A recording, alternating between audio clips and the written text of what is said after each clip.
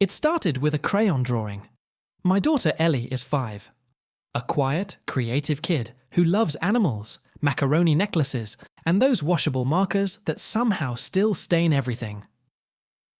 One afternoon after preschool, she handed me a picture she'd drawn of our family. "Look, Mommy!" she beamed. It was sweet. Stick figures labeled with our names.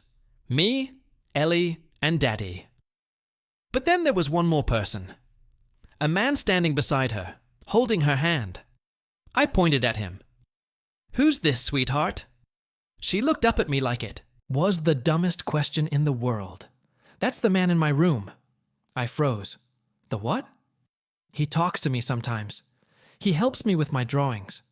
Now, before you jump to ghosts or demons, I didn't go there. At least, not immediately. We don't believe in that stuff. My husband and I are both pretty grounded people. I figured maybe it was an imaginary friend, or someone she saw on TV and copied.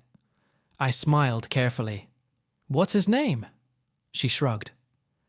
"I don't know, but he says he knew you." That made my stomach tighten. "Knew me?"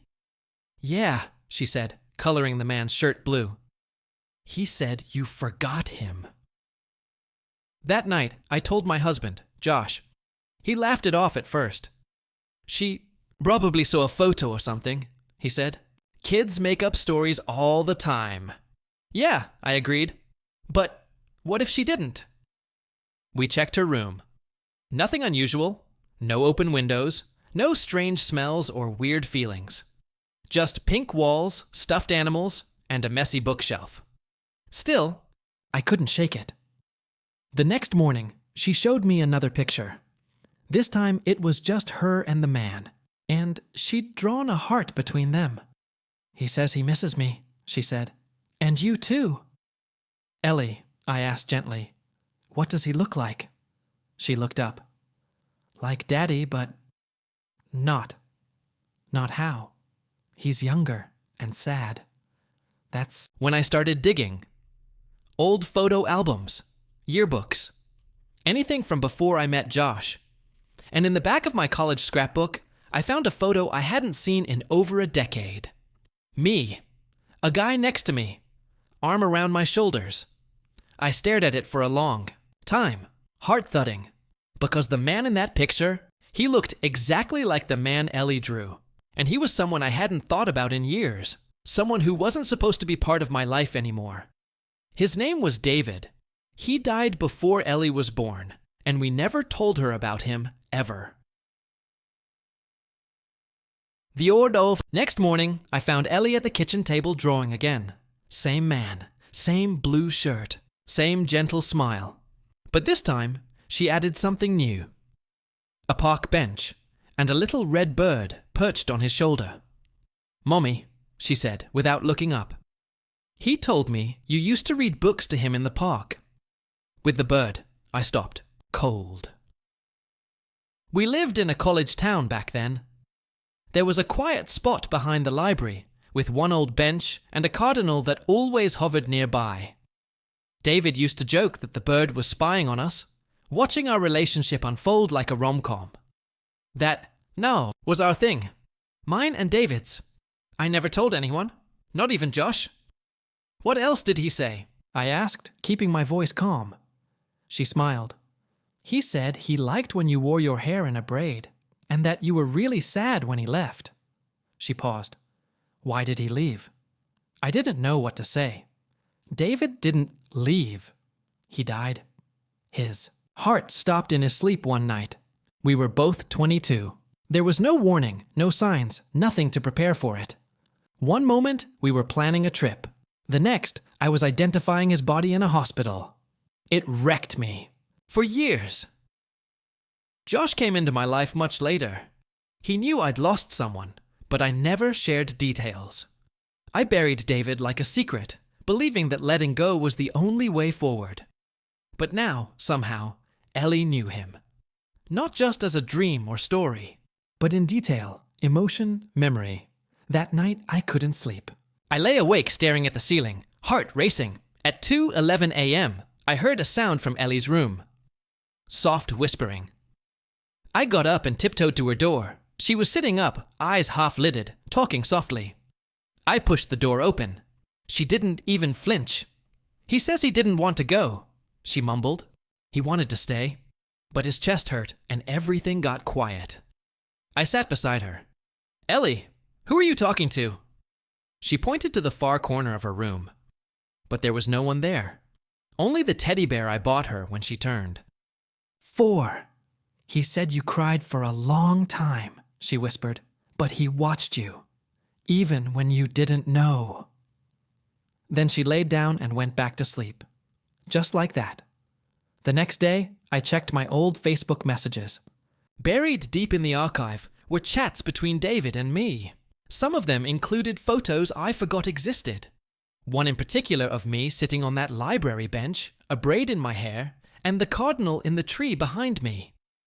Ellie couldn't have seen it. Josh wouldn't even know to look for it. There's no logical explanation.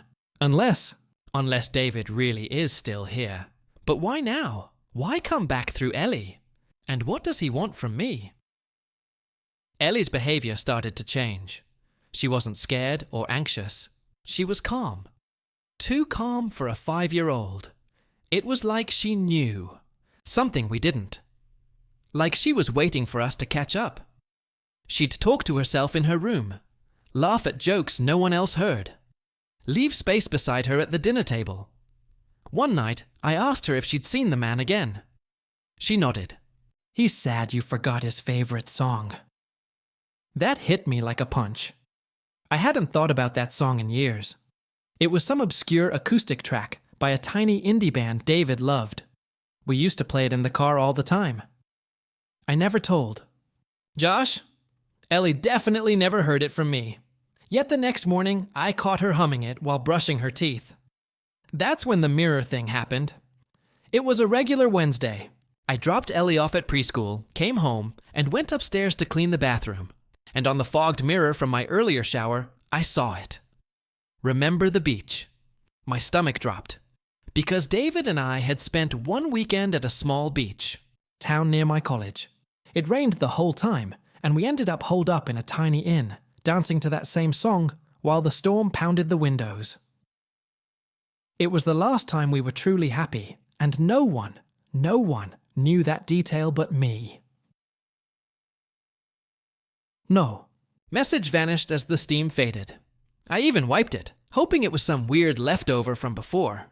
But the mirror had been clean. I sat down on the edge of the tub and cried.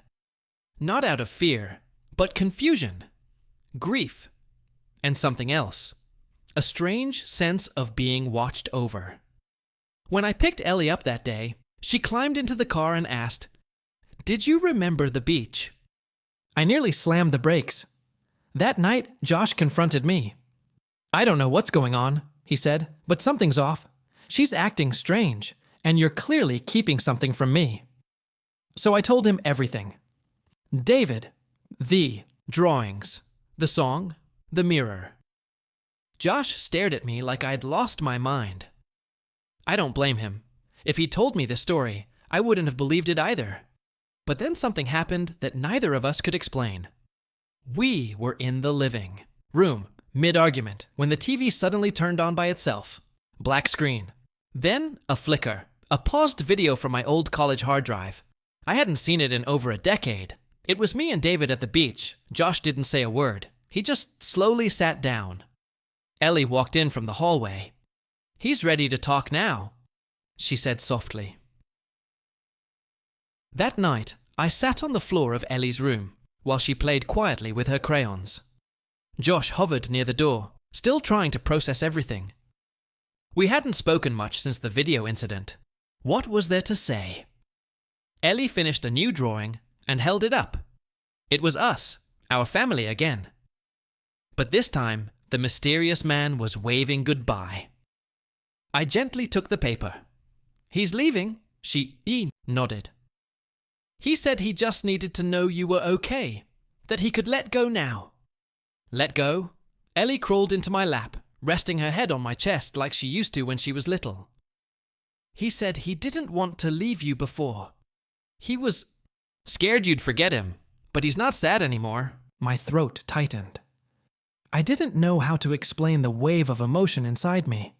The grief, the love, the closure I never got when he died. I thought I had buried it, but it had always been there. Lingering in the shadows. Unspoken, Ellie tilted her head. He says thank you for remembering the beach. Tears spilled down my cheeks. I kissed the top of her head and whispered, "Tell him thank you too." The next morning, Ellie woke up like nothing had ever happened. No drawings. No strange comments. No talk of the man. Just her regular bubbly self, asking for cereal and cartoons. I asked her if she remembered the drawings. She frowned. What drawings? The memory was gone. Or maybe he took it with him. Weeks passed. I deleted the old video from my hard drive. Not out of anger, but respect. Closure. Sometimes I still hear that song, playing faintly in the back of my mind. When it rains. When we visit the beach. When Ellie laughs and I swear I can feel a warmth in the air that wasn't there before. Josh never talks about it. We moved on. We're stronger now. Somehow closer because of what happened. And Ellie, she's still drawing. Lots of sunshine and flowers now. No shadowy figures. No men in blue shirts. But one day, I found a picture she'd left on the kitchen counter. A new one. Our family again. Me, Josh, Ellie, and a small bird sitting in a tree above us. Was it just imagination? Or was it David's way of saying goodbye? One last time? I don't know. But I like to think he found peace. And maybe, just maybe, so did I.